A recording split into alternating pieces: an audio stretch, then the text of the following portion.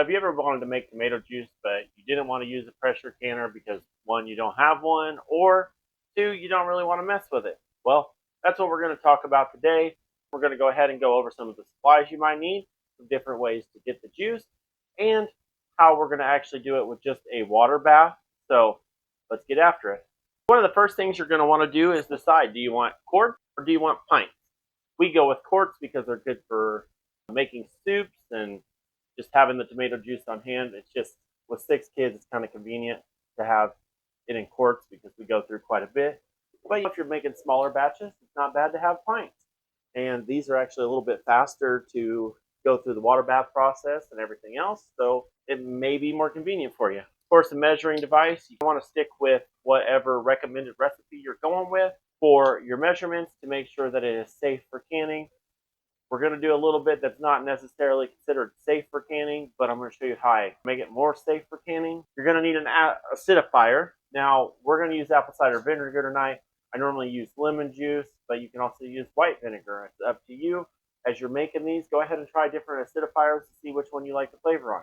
The other one I go with is canning salt. I use actual canning salt. I don't know. We ended up buying it on sale one day, and I've used it ever since. So for our juice extraction today, we're going to be going ahead and trying out my new blender with its new setup. I'm planning on talking about the blender later on, but just I want to test it before I say anything good or bad about it. When it comes down to getting the juice, you really have 3 good options. You can rather use a blender, just blend the whole tomatoes, bring them to a boil, run them through a sieve. You can use a juicer, which pretty much runs it through the sieve and everything for you, where you just get the juice. Or you can put them in a big stock pot. So just throw them in there whole. You can add a little bit of water if that makes you more comfortable, but honestly, once it starts getting warm on the bottom, the juice starts seeping out. I've never had to add water to any of the tomato juice whenever I do it. You're going to need a good sauce pot for that one. But tonight, like I said, this blender came with a juicing attachment, and I want to see what it'll do. We also have another little pan. You're going to need, if you're going to do large amounts, you're going to need a bigger pan than this and this one. But for us doing a pint tonight, this is going to work out perfectly for water bathing. Of course, the most important ingredient for this whole process is going to be tomatoes. Now, what's great about tomatoes is you can get different varieties of different kinds for different reasons. And so specifically, we use what's called a mortgage lifter, which is, for juice specifically, we use a mortgage lifter, and these are just packed full of juice. It's insane how much is in them, and this is actually a small one. Typically, they're about the size of a softball, so you get quite a bit out of them quickly. But the great news is you can use any tomato for it. We use some of our Golden Boy cherry tomatoes, which is a yellow tomato. It's got a different flavor to it. It might not be for everybody. If you're just starting out, I would say go ahead and get a mortgage lifter or any type of juicing tomato that you prefer. But you can also use aromas. You can use beefsteak. You get some juice out of them, especially if you wait until they start getting soft and getting almost to the point of overripe. But it's a good way to save them instead of letting them go to waste. But they are not quite as juicy as a mortgage lifter or any type of juicing tomato. So make sure whenever you're planting the garden, if you're planning on doing some juicing, get a good juicing tomato. When you're going to go ahead and start getting started on these, so I will tell you, when you go to buy a pan like this one, for water bathing specifically, get one with a rack on the bottom. It is more convenient and helpful because whenever you're sitting there and you put your jar in so directly on bottom, all that heat is hitting the jar directly, and it can cause it to bust. Now, my rack doesn't fit in this specific pan, so I guess I could use the other one. We'll probably do that. We'll probably use my other pan just because I do have the spacer in there. But get a proper water bathing pan. It'll just save you a lot of time and a lot of headache in the long run. If I wasn't in the house, I'd throw this. But whenever you do go ahead to start prepping, you want to inspect the entirety of your water bathing pan just to make sure it's not burnt, dented, so on and so forth. I have one with dents in it. It works fine. But just inspect everything to make sure it's not going to fail while you're going through the process, because there's going to be a lot of hot water and you don't want it everywhere. While you're going through inspecting your pans and everything else, go ahead and inspect your jars. Make sure there's no cracks and everything else. Inspect your lids and your flats. If your lids are flat or your rings or flats are damaged, you're going to have problems canning. You could have failures, and you don't want to have a failure. Also, you really don't want to have a false seal where you think that it's sealed, you put it away, and then a few months later you realize it's not, in the worst possible fashion where it makes somebody sick. Make sure these are washed with hot soapy water. Same thing with the lids, rings, everything else. Make sure there's no debris on them because we're wanting to be as sanitary as possible.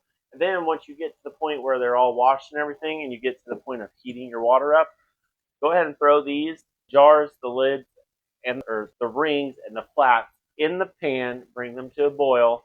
Start heating them up. When you start seeing that it's coming to a boil or a very low simmer, pull the flats and the rings out because you can damage the seal on the flat if you don't, or if you overheat it. Now, whenever it's on the jar and it gets heated, it's going to seal it. It's not going to damage it. But if it's just laying in the bottom, it can actually lift off there. I've seen that. I've done it. So just something to avoid that I didn't think could happen, but did in fact happen. All right, so let's go ahead and get after it, and we'll go through it step by step so you can see exactly how to do it. For tomato prep, you want to just cut this core out. You can just reach in there, but with us going to go ahead and quarter it and chunk it to fit in the grinder, we're just going to cut along the side of it, get as much of it off there as possible. And then I like to see where this is all really stiff. I just come down to where the juice and meat starts, cut that off there, save that for the pigs. We're going to go ahead and slice these a little bit smaller, and we'll start feeding them through. Before you start quartering, what you can also actually do, if you do the boiling style, is you can drop the tomato in the water and to the point where you're blanching it and the skin will just peel right off there. Another thing you can do, and it'll save you a lot of time and hassle with the hot water, is just freeze your tomatoes until you're ready to do the juice. And then once you thaw them, that peel will come right off there and you ain't got to deal with all the hot water and everything else. These ones are fresh, so we're just going to go ahead and knock them out this way.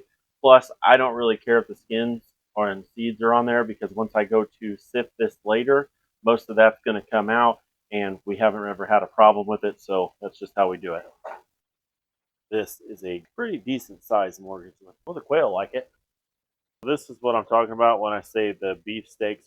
This is actually a Cherokee Carbon, and it's getting a little to the overripe point. Not bad, but it ought to work for this project. So it should take about much to get this going. So the hope is, this thing's got suction cups on the bottom and a handle. It's kind of convenient. It's not as heavy as my old one was. Hoping that doesn't mean it's lesser quality. All right. Then we're just going to take the same pan. Always use the pusher stuffer thingy. Stick your fingers down in there. It's going to be super bad. I did not know it was going to do that. Awesome. Try that again. We got a little bit of a leak back here on the grinder. There wasn't really that much waste, but there is a lot of juice. So I ain't a big fan of that, but I'm sure I could run it through twice and maybe it would dry it up a little bit. This is the piece at the bottom that I was talking about. You're going to want, keeps it up off the bottom. This is my pressure canner, but I do use the pot just for water bathing with pint jars. You cannot do quarts in these. You have to get a lot bigger one than I've got, but it will work for water bathing. And it's a good example for what you need to use to do a jar of tomato juice for water bathing. We're going to fill that up with water. Go ahead and fill your jar up while you're filling the water around it. So that way you can get your 2 inches above it without the jar trying to fall over, tilt, anything like that. Halfway there. There we go. We got 2 inches floating on top there. We're going to turn the fire all the way up for that one. Go ahead, throw our lids and rings in there. These are brand new. There's no damages. The seals look good. This is the part that I was talking about you want to inspect. Is the orange seal around there. If you notice any parts that are missing, bulbous, gross looking, just whatever, don't use them because it's just not good. Same thing with the rings. You want to make sure there's no damage on the outside, clearly where it's been dented. And the same thing on the inside. Throw it in there, let that come up to a simmer, let everything get nice and warm. Clean up the mess that I'm sure you probably made trying to do the process. Then we're going to take our juice pan. I think after today, I will no longer be using the juicers to try to make tomato juice.